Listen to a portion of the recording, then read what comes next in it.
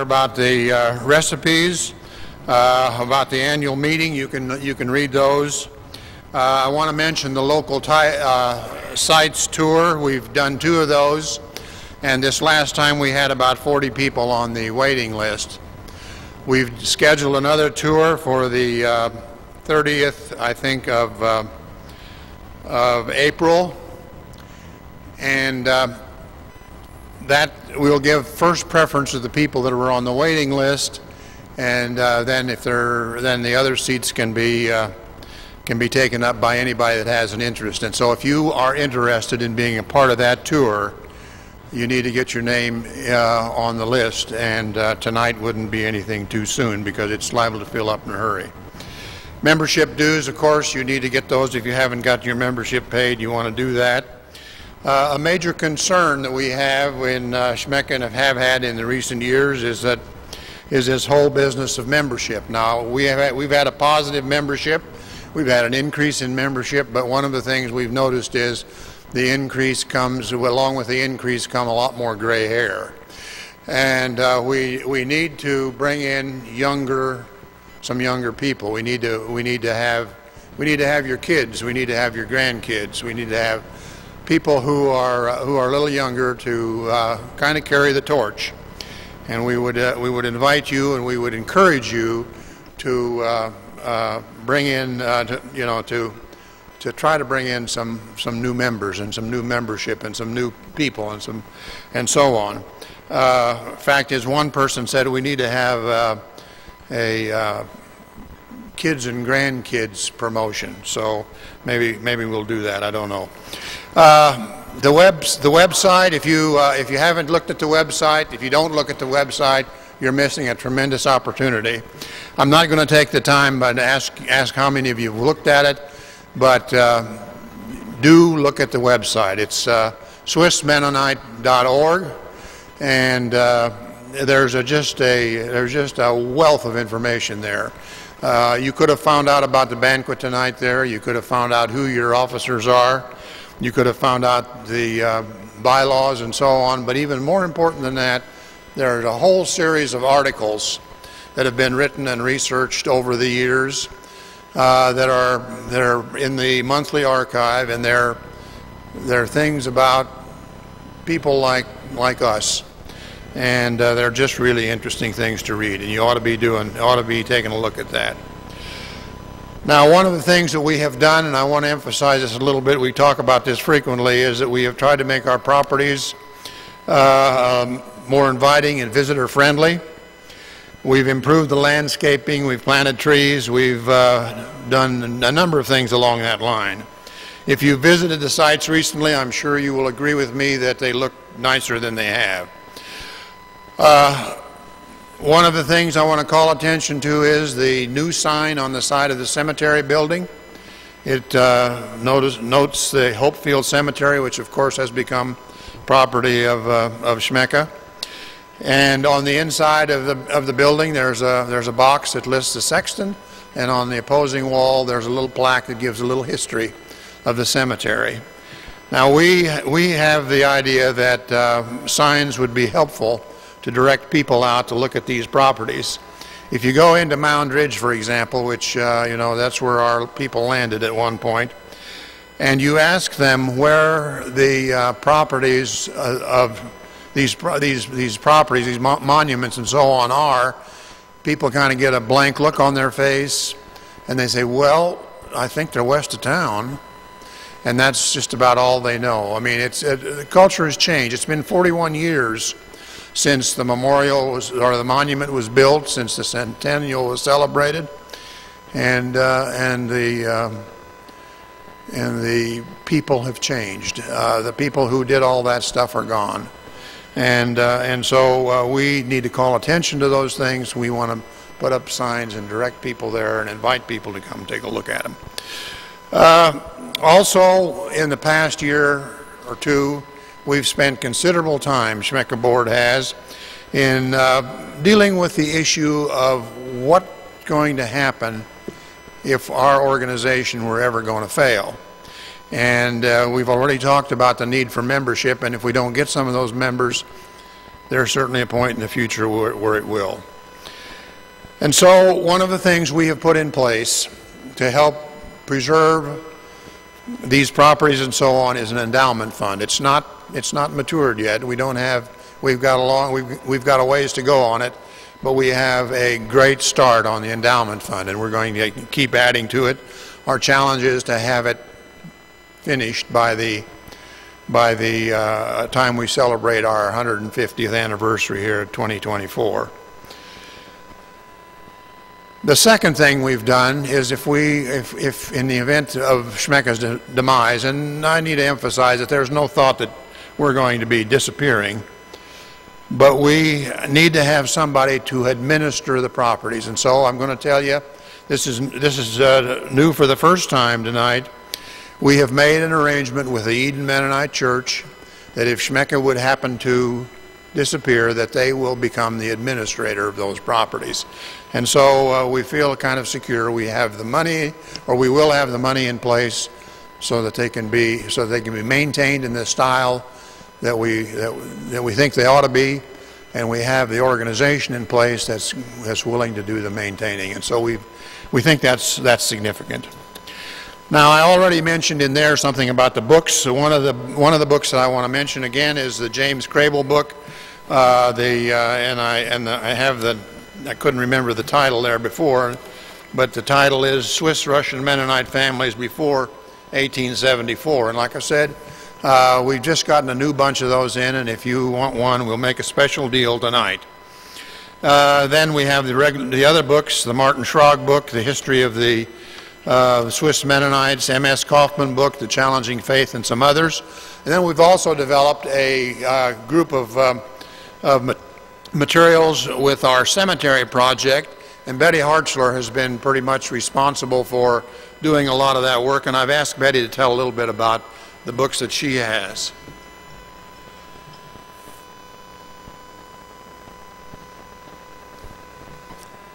A couple of years ago, Kathy Gearing and I decided that an extension of the Swiss-Valenian database, which now numbers over 30,000, would be to track the cemeteries where the main Swiss-Valenians are buried. And that includes Hopefield, Eden, West Zion, Pretty Prairie, First Christian, and then just this year we've added the two from Freeman, South Dakota, Salem and Salem Zion.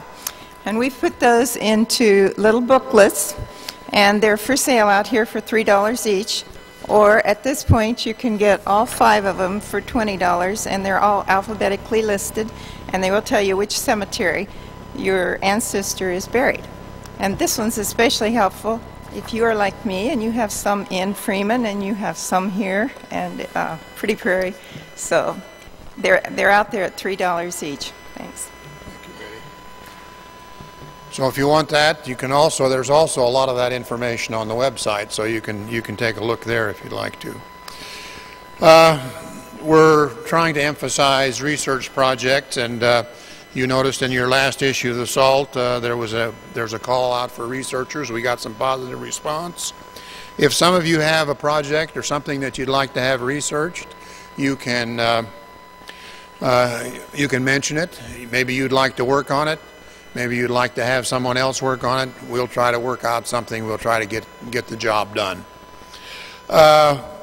One of the things that we've worked on recently is this whole business about recording the stories of our past. You remember we had Jason and Heather Holcomb here from Kentucky, and they interviewed a number of people. And then they wrote up the interviews, and I think Kip Weedle kind of transcribed all of those into a little more concise form. And then this last spring, we sponsored a workshop with I can't remember, with Melody Anderson is that.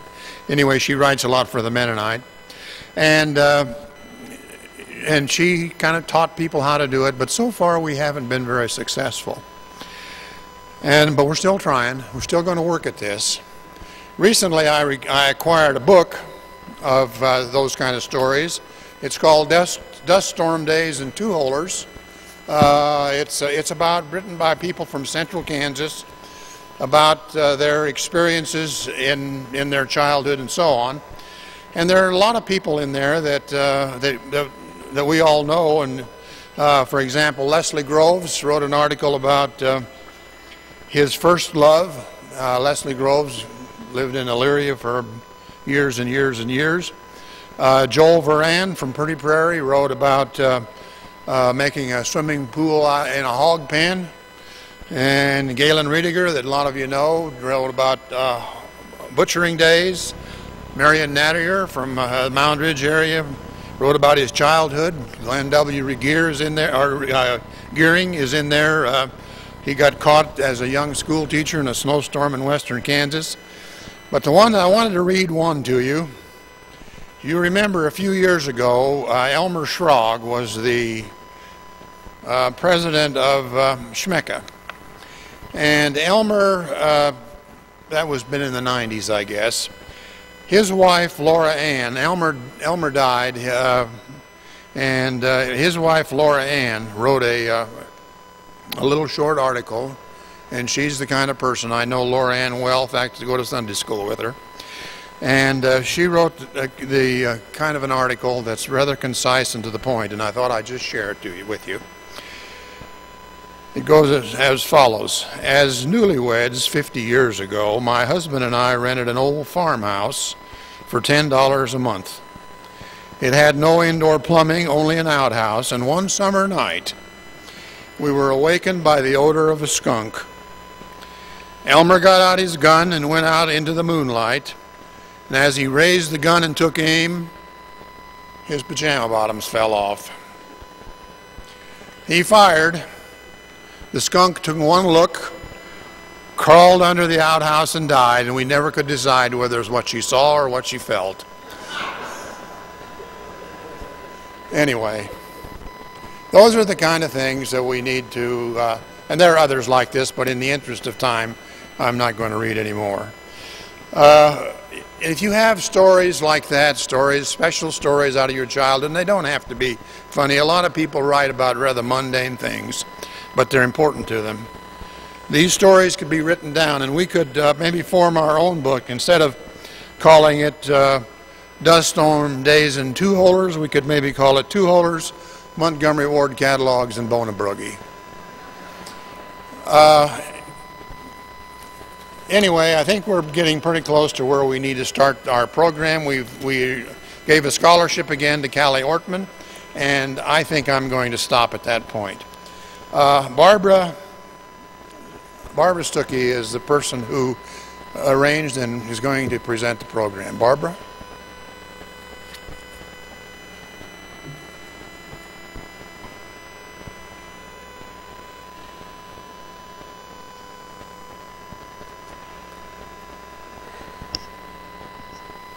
Hello. I'm Barbara Stuckey, and I'm pleased to introduce our program tonight. We are privileged to have John Sharp, Ken Rogers, Anthony Brown, and Dallas Stutzman with us. First, John Sharp will tell us about Troxelwald Castle. And we're so sad that we couldn't hook into the internet, but these fellows have both been there, and they're going to tell us a little bit about it. Immediately following, John, Ken, Anthony, and Dallas will bring us Common Threads. John Sharp teaches history and Bible at Heston College. Common Threads combines his passion for both African American and Anabaptist history. Ken Rogers conducts the Heston College Chorale and teaches music classes and is a tremendous pianist. Internationally acclaimed baritone Anthony Brown has made a specialty of presenting music describing the American experience. He has used music as a tool to promote peace and goodwill in the world, traveling to many countries. His Piecing It Together Foundation uses music as a tool to promote peace in war-torn and strife-filled areas in the world. Dallas Stutzman is church relations and alumni director and participates as the tech guy. Gentlemen?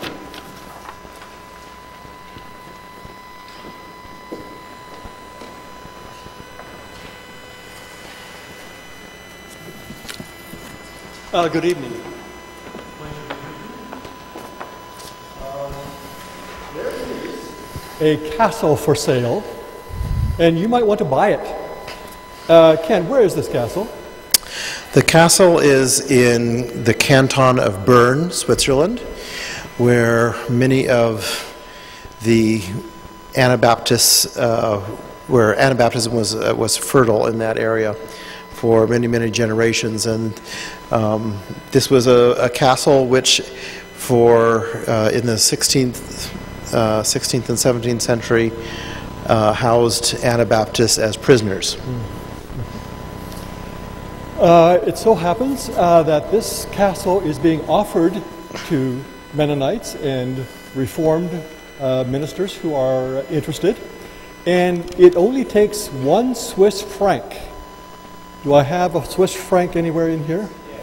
Oh, we got one. Okay, but there's a catch, isn't there, Ken? The catch is that there needs to be a 1 million franc endowment. It's now up to 2 million. Is it up to 2 million? Okay.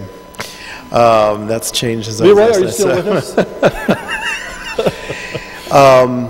The canton of Bern has been using this castle, which is a historic structure, but has been using it as a place for local weddings, for business meetings. At the time it was used as a jail, as a prison, but it is now being offered to Mennonite and Anabaptist groups as a visitor center.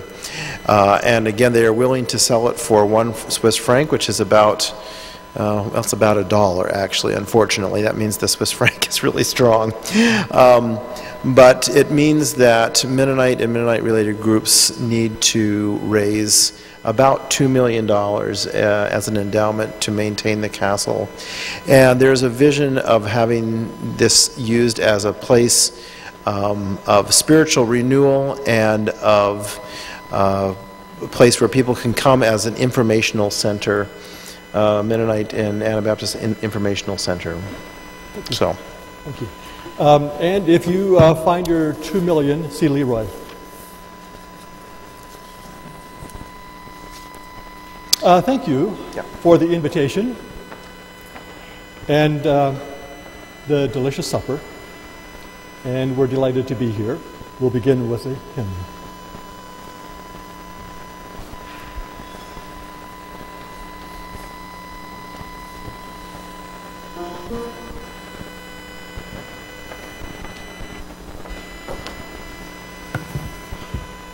We'll start with number 46 in the hymnal worship book.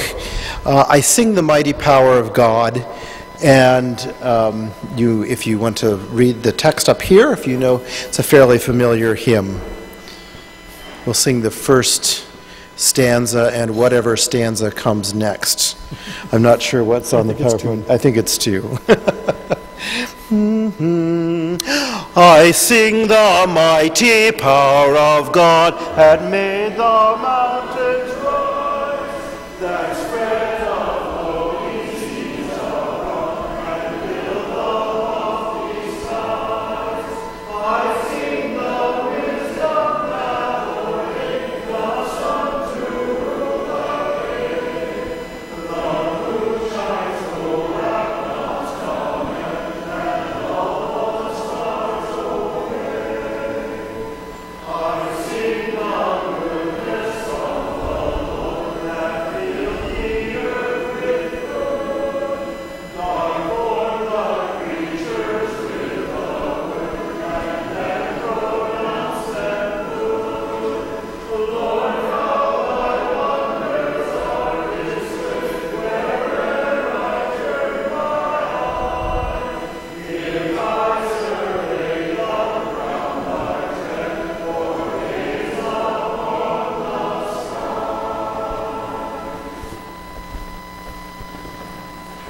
We thank you for joining us tonight on this journey as we explore the stories and songs of 2 groups of people who in many ways are not related. Their stories unfold on 2 different continents and are separated by time, race, and culture. But what they shared makes this journey significant. Their common experience was that of suffering at the hands of legitimate authorities. On the one hand are the Anabaptists, who emerged from the chaos of the 16th century Reformation in Europe, although if you're Catholic, you'll call it the Protestant Revolt instead of the Protestant Reformation. These radical reformers are, of course, the spiritual forebearers of the far less radical Mennonites, the Amish and the Hutterites. But more than that, Baptists and other free church traditions can trace their origins to that momentous baptism in Zurich in 1525, January. This simple act of baptism broke a 1,000-year marriage of church and state. The new Anabaptist fellowship would live without political loyalties, without the sword's protection and its coercion. When Jesus said we should love our enemies, they believed Jesus meant what he said and that he was talking to us. Their rejection of the state's control over spiritual matters had civil and political consequences, leading to the charge of sedition, punishable by death. Persecution of Anabaptists varied depending on the territory and the whims of the authorities. The new Anabaptist fellowship would live without political loyalties, without the sword's protection, and its coercion. In Switzerland, where the movement began, the last execution was carried out in 1614 when the elderly Hans Landis was beheaded in Zurich. For the next 100 years, Swiss governments banished Anabaptists and confiscated their properties. On the other hand, are enslaved African Americans. When Hans Landis was executed in Zurich, the African American slave trade was in its early stage, although, as you may know, slavery really started with Native Americans and by Christopher Columbus. For 250 years, enslaved Africans produced a large share of American wealth, and they built some of our most important buildings.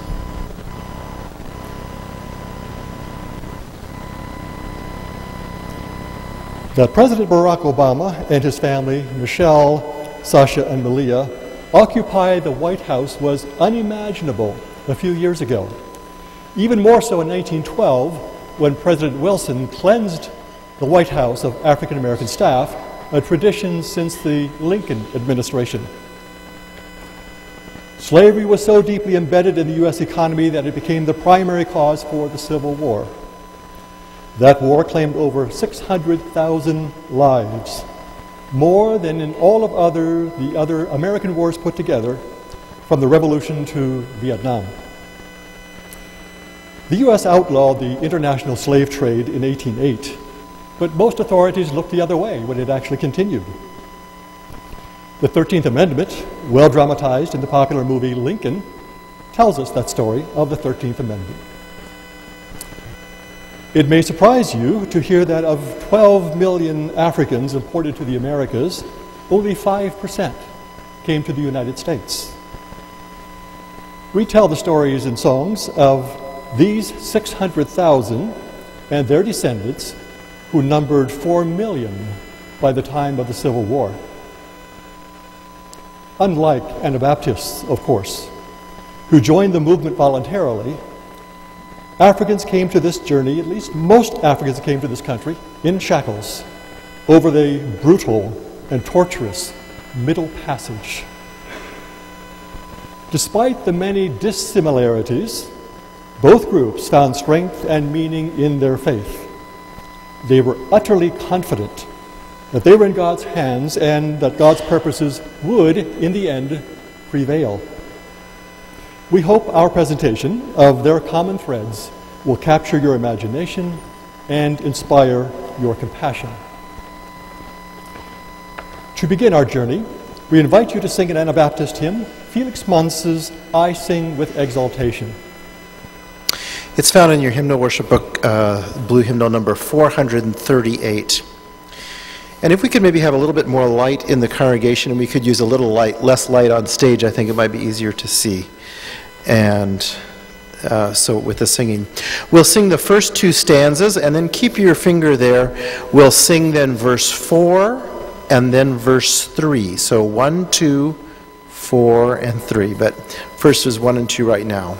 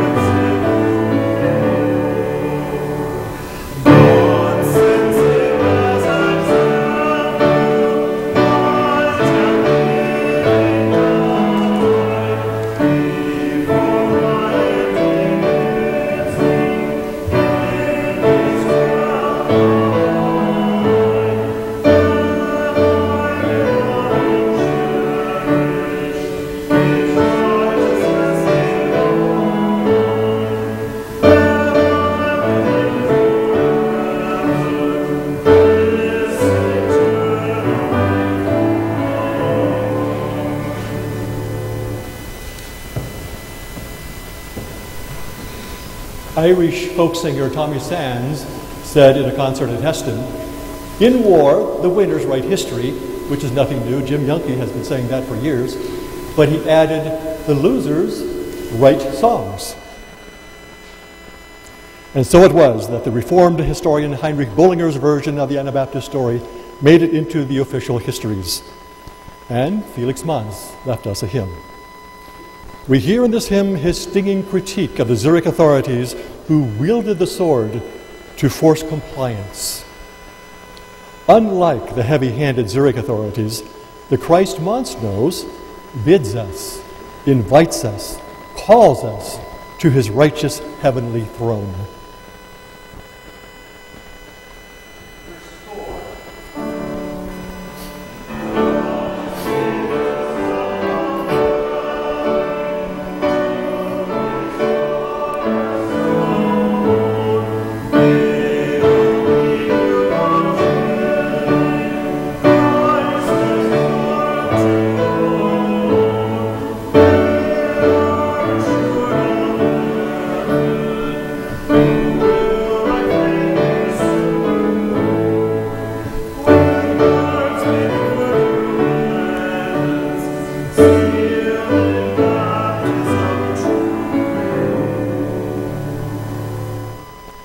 Manz may have composed the text of this hymn when he was imprisoned in the cold and dark Wellenberg Tower that stood in the middle of the Lamont River, which divides Zurich on its way to the Rhine River.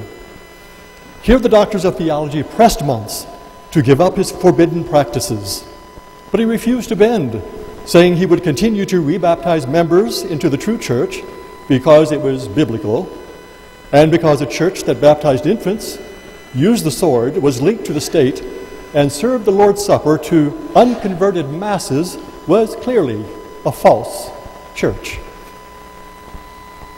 Manz's former mentor and Zurich's reformer, Ulrich Zwingli, wrote to a colleague at Basel about him. And this is what he said: "The Anabaptist, who should already have been sent to the devil, keeps disturbing the peace, but I believe the axe will settle it." As it turned out, it was not the axe, but a scornful third baptism of water that ended Manz's life. On a cold day in January 1527, the day George Blaurock was whipped out of the city, Manz was taken from the tower, rode to the fish market where he heard his death sentence. As he was led through the crowd, he heard his mother and brother calling him to stay the course, to remain faithful. At 3 o'clock in the afternoon, he was rowed to a fisherman's hut downriver, and there on the platform his hands and feet were shackled. A rod was forced over his elbows and under his knees. as he sang, "Lord, into your hands I commend my spirit," the executioner from a boat yanked on the rope that pulled Muntz backward into the icy river.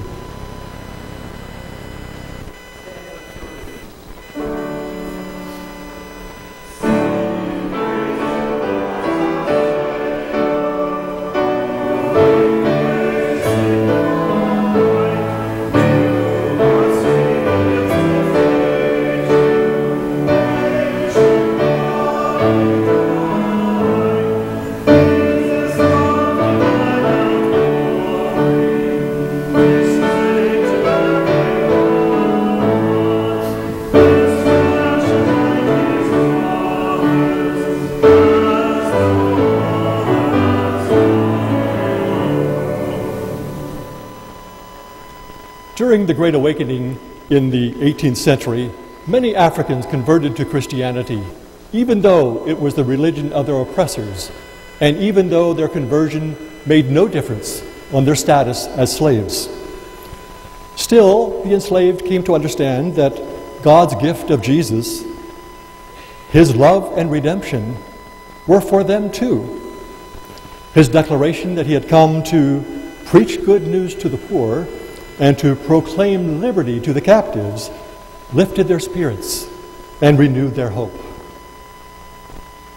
They read the same Bible as their oppressors, but found inspiration in different texts. While slavers and traders and planters quoted the submission text of Paul to justify slavery, enslaved Africans called on the God of the Exodus to deliver them from American pharaohs in a modern Egypt. Water ended Muntz's life, but water could also save fugitives on the run. In the old spiritual, Wade in the Water, they sang of the healing waters of Bethesda and the cleansing water of baptism. Buried beneath the text was the hidden message that wading in the water would frustrate the tracking bloodhounds. The Ohio River was for them the great Jordan River, marking the boundary between the enslaving South and pockets of freedom in the North. The slave trade, after all, began in the North. Real safety lay far beyond this river in the land of Canaan, Canada. The coded language instructed the one on the run to look on the north bank of the river for safety, the one who would lead them further on and would be dressed in red, white, or blue.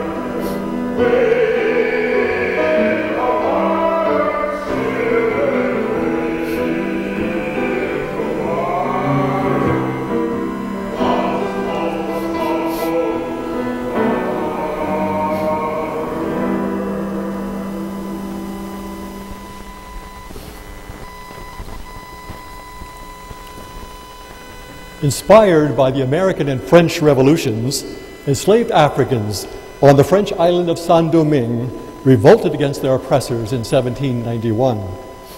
After a decade of war against Napoleon's armies, the victorious revolutionaries on January 1, 1804, proclaimed Haiti a free republic, the first black republic and the second New World nation to win its independence. Fearing it would inspire slave rebellions in the United States, which it did, the American government refused to recognize Haiti's independence.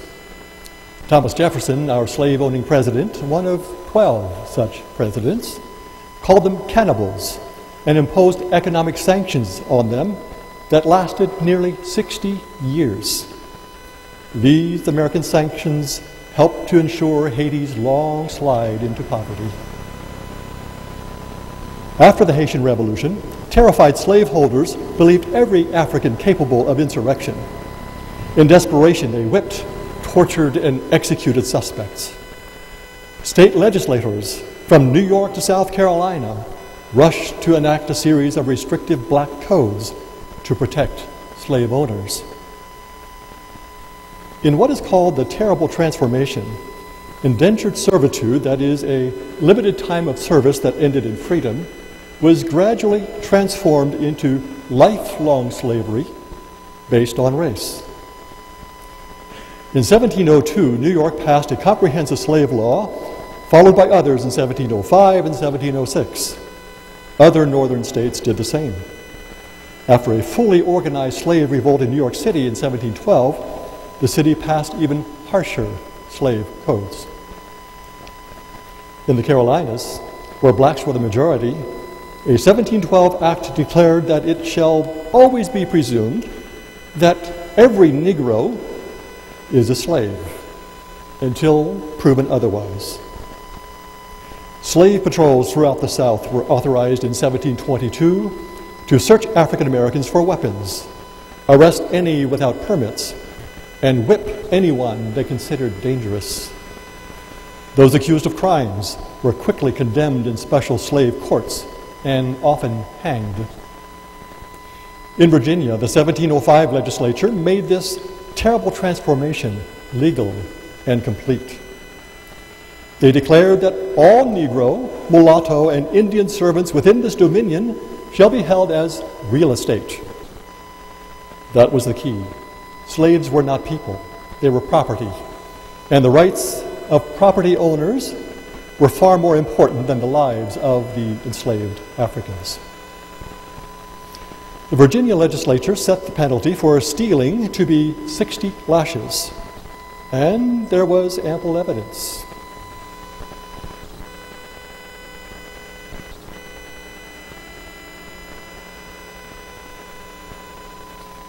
For associating with poor whites, also considered dangerous, they were to be whipped, branded, or maimed. They could not assemble without a proper white person present. In many states, teaching African Americans to read and write was a crime, punishable by fines and prison terms. Since marriages were not legally binding, owners split up families, fathers, mothers, and children as they pleased to gain the most profit. Though their bodies were often bruised and broken, their spirits rarely broke, and the irresistible drive for freedom never died. And all the while, enslaved Africans called on God and waited for the Lord's deliverance.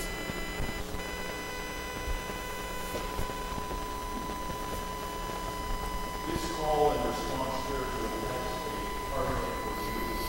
I'll say to it once, and as I'm demonstrating, point to myself, that'll be the part that I will be singing. Point to you, that'll be the part that you will be singing.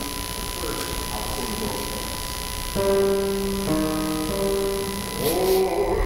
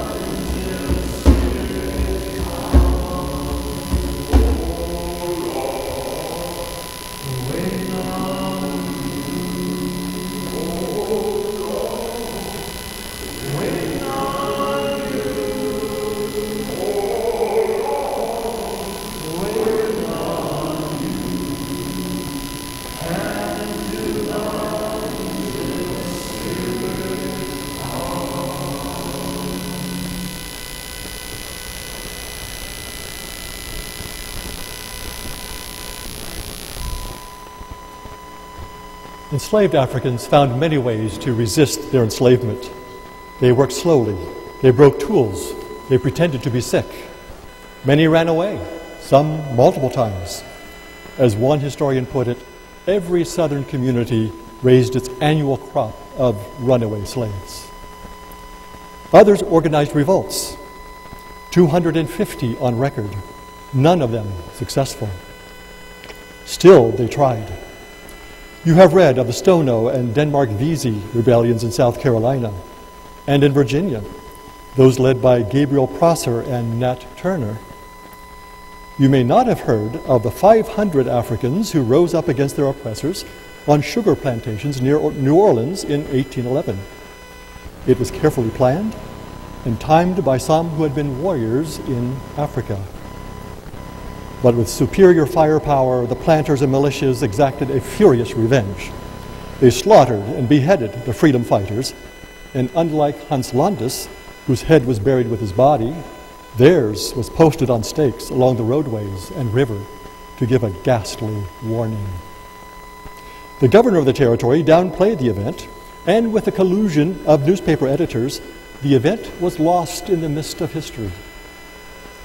Daniel Rasmussen, a young Harvard student, discovered and published this story in 2011 as American Uprising, the untold story of America's largest slave revolt. And yet, the colonial revolutionaries, whom we now call founding fathers, justified their rebellion against perceived oppression against the British King George III. And Jim Youngke makes it very clear in The Missing Piece that this didn't need to happen. These were the eloquent words. We hold these truths to be self-evident, that all men are created equal, and they are endowed by their Creator with certain inalienable rights. But among these are life, liberty, and the pursuit of happiness. Of course, they were thinking about their own life, liberty, and happiness. While Thomas Jefferson was in Philadelphia drafting his proclamation, this Proclamation of Liberty, he was attended by Robert Hemings, one of the many people he owned. Robert, as you may know, was the brother of Sally Hemings, Jefferson's slave mistress who bore him 5 children. The Declaration of Independence was indeed a dazzling proclamation of liberty, but it simply did not apply to African Americans, enslaved or free. Nor did it apply to Native Americans, Mexican Americans, women, or men without property. When drafting the U.S. Constitution a dozen years later, the founders made major concessions to slave-holding states. They allowed them to boost their representation in Washington by counting an enslaved African as 3/5 of a person. They also promised the federal government would have no jurisdiction over states' rights in the matter of slavery for 20 years.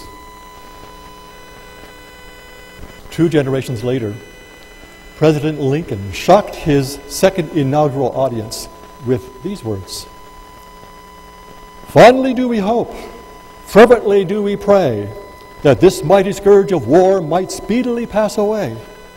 Yet if God wills that it continue until all the wealth piled up by the bondsman's 250 years of unrequited toil shall be sunk, and until every drop of blood drawn with a lash is repaid by another drawn with the sword, so let it be.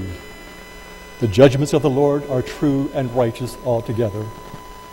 In other words, the president said, this war is our punishment for slavery. We deserve this war. Unprotected by the U.S. Constitution, even after emancipation, and excluded from its "we the people" language, Africans in America found hope and identity in a greater document as a holy nation, a people belonging to God. Many learned to read using the Bible. On the screen is Scipio, perhaps named for the famous African Roman commander who defeated Hannibal in 202 BC. This Scipio was murdered for teaching his grandson to read the Bible. From the earliest Anabaptist hymnal, the Ausbund, still used by the Old Order Amish, comes the following hymn that expresses the comfort and the strength both enslaved Africans and Anabaptists found in the solid Word of God. Hymn number 314. 314. It's 3 stanzas, translations of a much longer hymn, hymn number 15 in the Ausbund.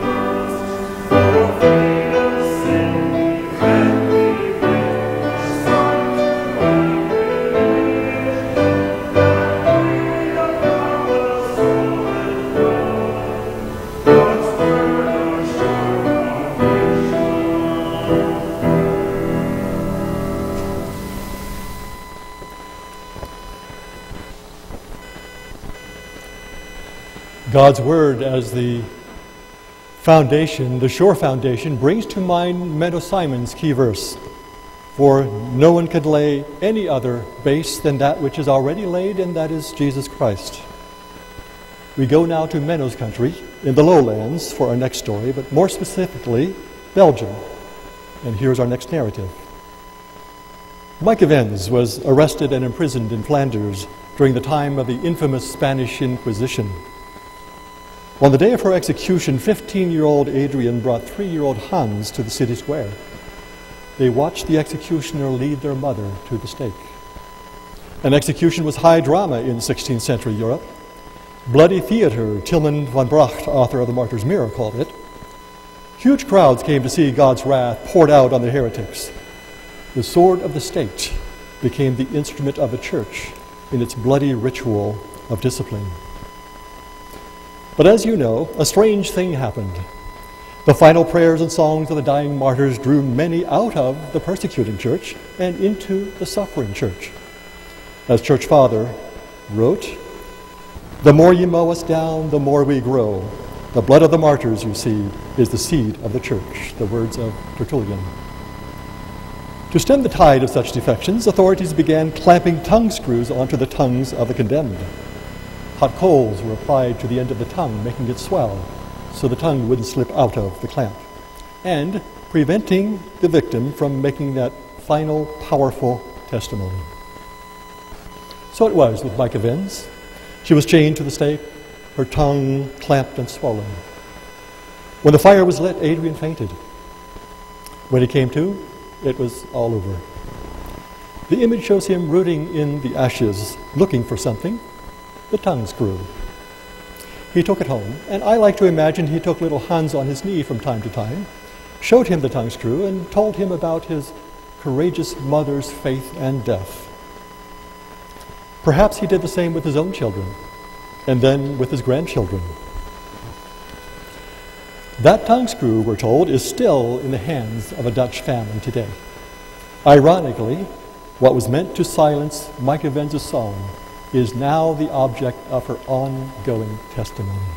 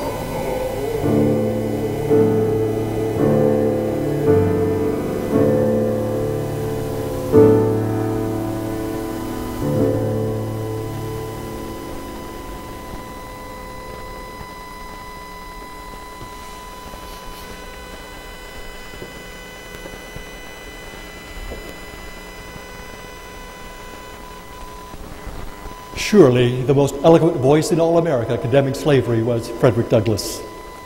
He was born into slavery in 1818 on the eastern shore of Maryland, and determined to become literate, he traded food with boys in the neighborhood for reading and writing lessons. He escaped slavery at the age of 20 and went to New Bedford, Massachusetts, and there he became a leading abolitionist. He published his own newspaper, the North Star, wrote autobiographies, and spoke in favor of women's suffrage at the famous 1848 Seneca Falls, New York Convention. He was an occasional guest of President Abraham Lincoln, and he typically spent 6 months out of the year traveling and speaking. He gave his most famous speech in Rochester, New York on Independence Day, 1852. This 4th of July is not mine, it's yours. You may rejoice, I must mourn. Do you mean citizens to mock me by asking me to speak today? And then comes the most provocative part of the speech. What to the American slave is your 4th of July? It is a day that reveals to him more than all other days in the year the gross injustice and cruelty to which he is the constant victim. To him your celebration is a sham, your boasted liberty an unholy license, your national greatness swelling vanity. Your sounds of rejoicing are empty and heartless, your shouts of liberty and equality hollow mockery.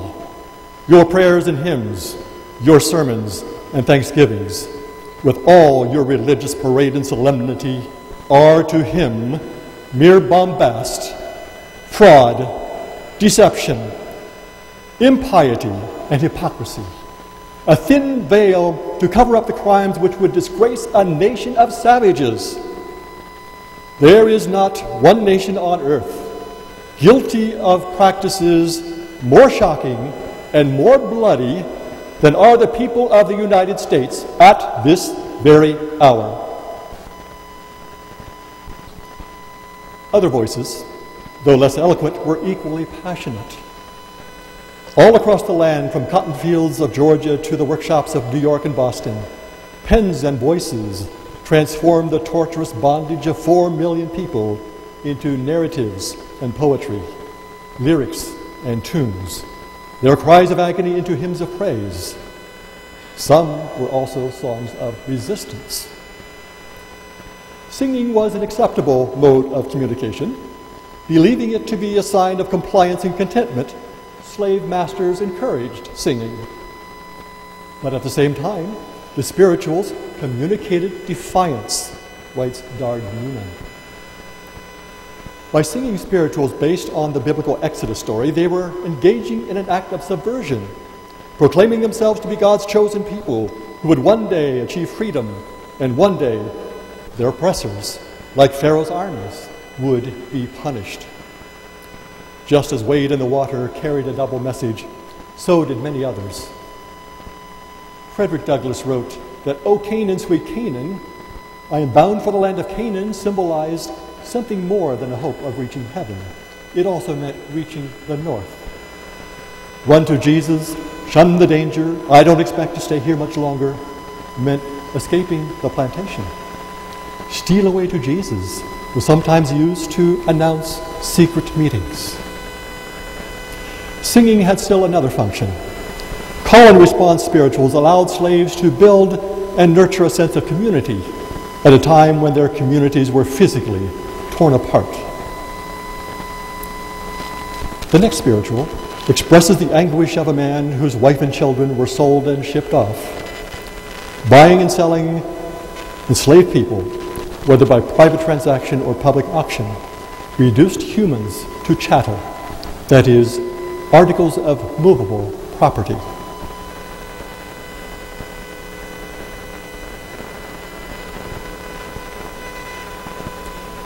The song's sad lament calls on fellow believers to pray for the strength to overcome. He knows that his troubles will not last forever. As Dr. Martin Luther King once put it, no midnight lasts forever.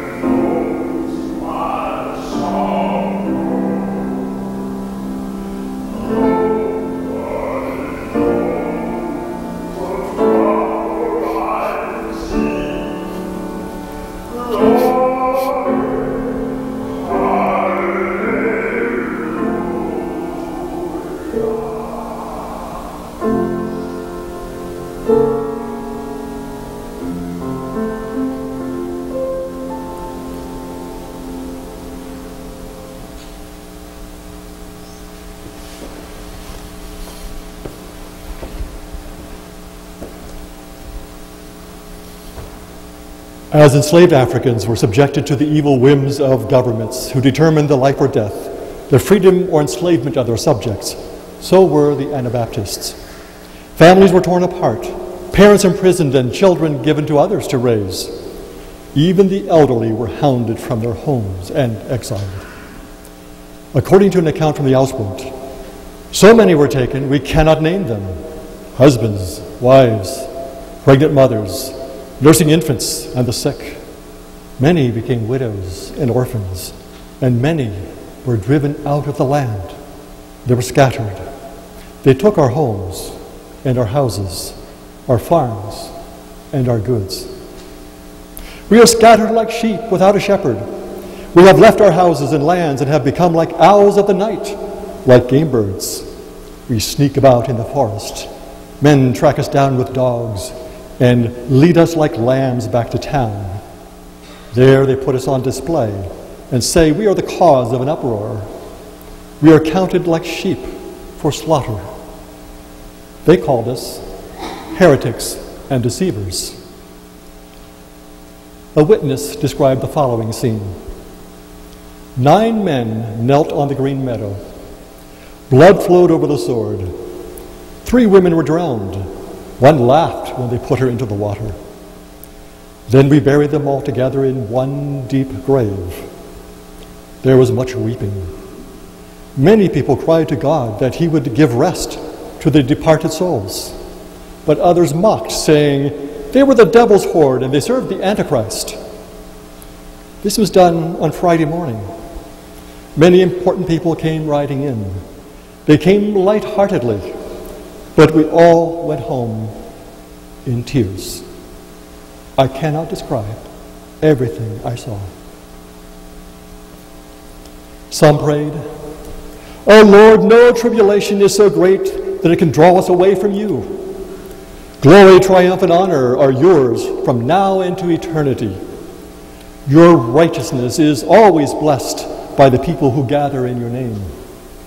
You will come again to judge the earth." Galley slavery was worse than death. Those so condemned were sold to the King of France, who used them to row his warships. They, like enslaved Africans, were bound by chains. Scattered and persecuted, like first-century Christians in Asia Minor, Anabaptists thought of themselves as aliens and strangers in a foreign land. They longed for a better country, a heavenly city whose maker and builder was God, to use the words from Hebrews 11.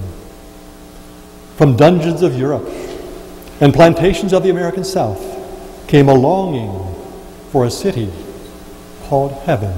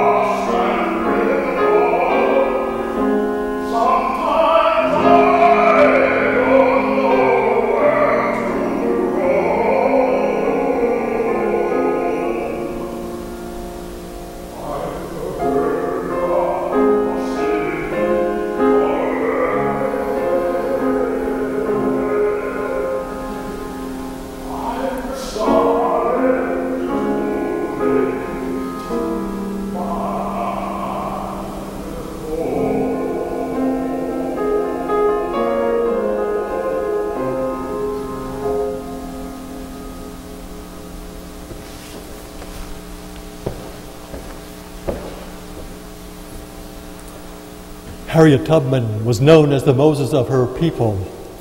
During a remarkable 10-year span, she made repeated journeys to the South and escorted many African slaves to freedom. She was born as Araminta Ross on the eastern shore of Maryland around 1822.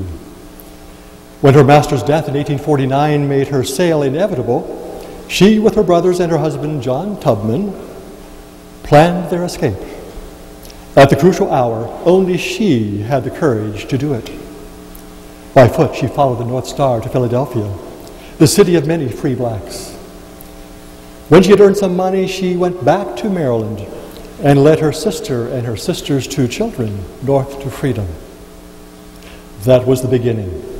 Time and time again, this courageous woman returned to the South, outwitting owners and slave hunters. Sometimes she borrowed a horse and buggy from the master for the first leg of the journey. She carried a drug to quiet a baby if its crying might give them away. She carried a gun to motivate a tired or discouraged fugitive, telling them, "You'll be free or you will die." She once overheard the reading of her wanted poster, which said that she was illiterate. She promptly pulled out a book and pretended to read it, and outfoxed them. By 1856, the price on her head was $40,000. That's over $1 million in today's money. No one ever collected that bounty. Of her many forays into and out of the South, by some accounts as many as 19, her most challenging was the rescue of her 70-year-old parents. Her success rate is amazing. Not even once, she told Frederick Douglass, had she lost a single passenger on the Underground Railroad. Those liberated by Harriet Tubman were among the estimated 50 to 100,000 enslaved people who escaped their bondage. Ride on King Jesus is a song filled with delight and happiness. A slave patrol might arrest a fugitive on the run, but no one can hinder King Jesus, the King of Peace and the Lord of all.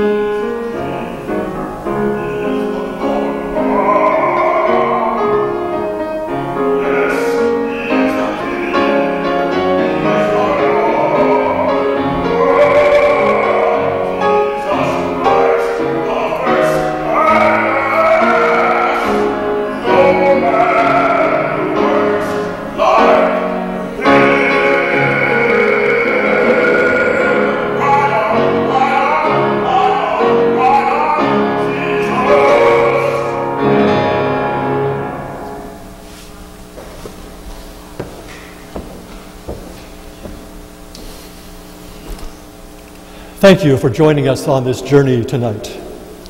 Though separated by time, place, culture, and race, the common experience of faith and strength forged into fires of suffering is the thread that ties together Anabaptists, and enslaved Africans. To use Tony's words, finding common threads can offer humanity great promise. As human beings the world over, we are more profoundly alike than different. It is the idea, not the reality,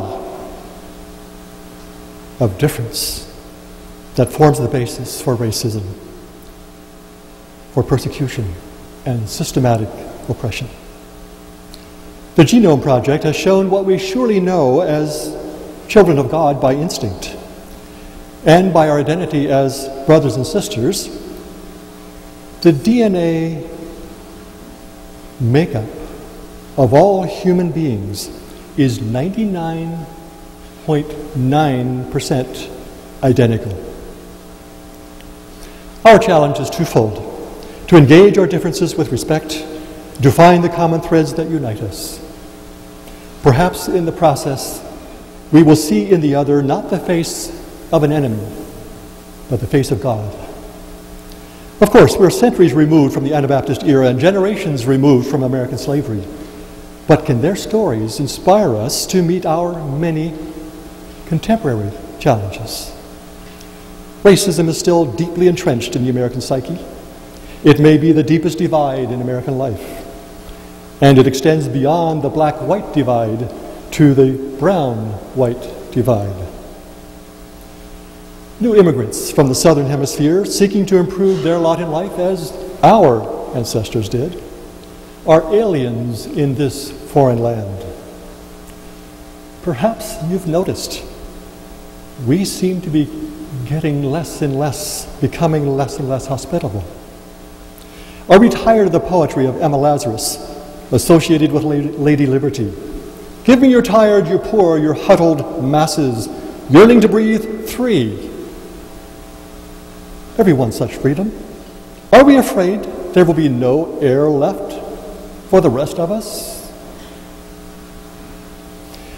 We challenge you to find inspiration in the faith of Micah Venz, the courage of Harriet Tubman, and the boldness of Frederick Douglass to resist the shackles of hate and prejudice that seek to separate us. We challenge you not to equate national interests with God's kingdom. True patriotism, Gospel Herald editor Daniel Kaufman said in 1914, has no national boundaries. Tony's final song is a call to shine as beacons brightly and boldly in our shadowed and broken world. It is a call to be each other's light.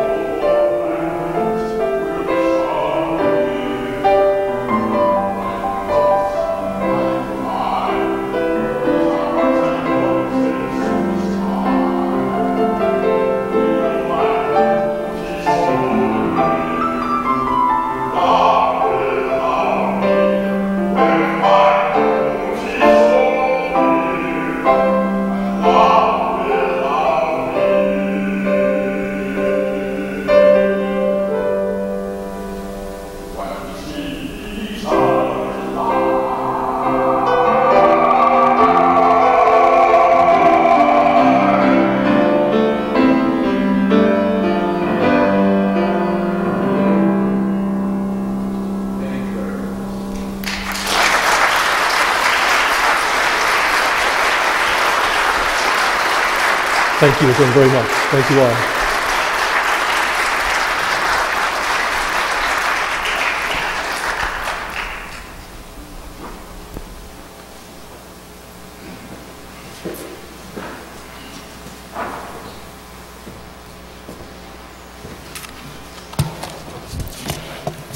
I think we need to thank you for allowing us to go on this journey with you. Thank you very much. It was a tremendous presentation.